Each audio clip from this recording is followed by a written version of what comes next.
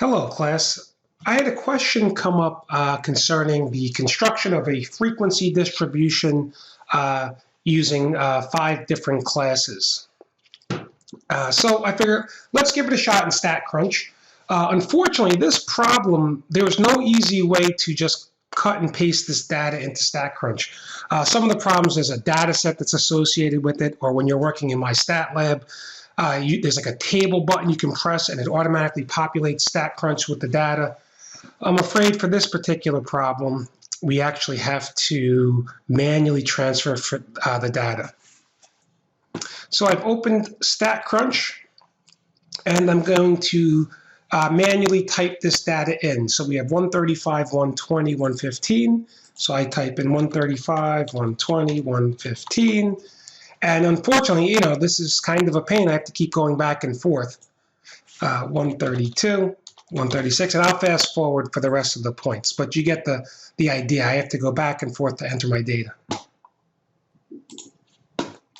Okay, so here is all of my data.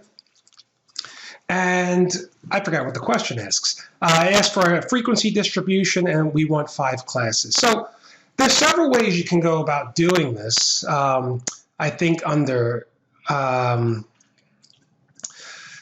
tables, you can do some type of frequency distribution. If I press graph, if I actually select a histogram, and then I use the data, I guess this is on the var1 or variable 1. We want a frequency, right? We could do relative frequency, but I'll choose frequency. Now here's the thing, where it says bins, I want to start with my smallest number.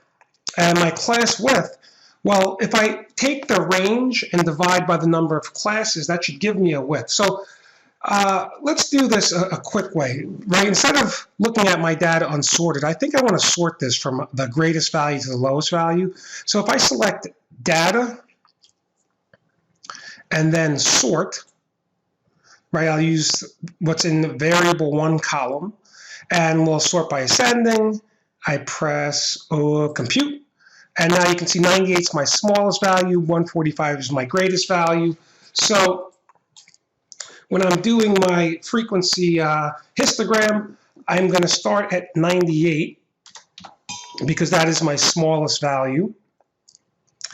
And then for my width, if I subtract 145 minus 98, right, I pull up my calculator, 145 minus 98 is 47.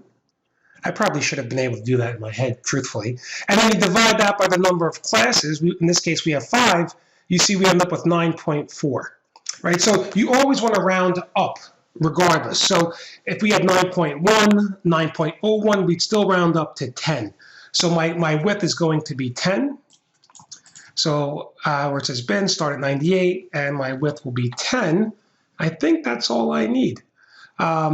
If I wanted to label the x-axis, I could.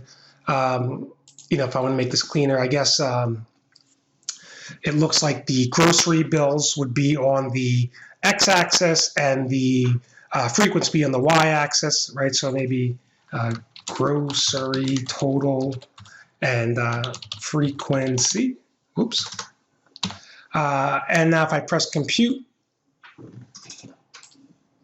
there is my frequency distribution, right?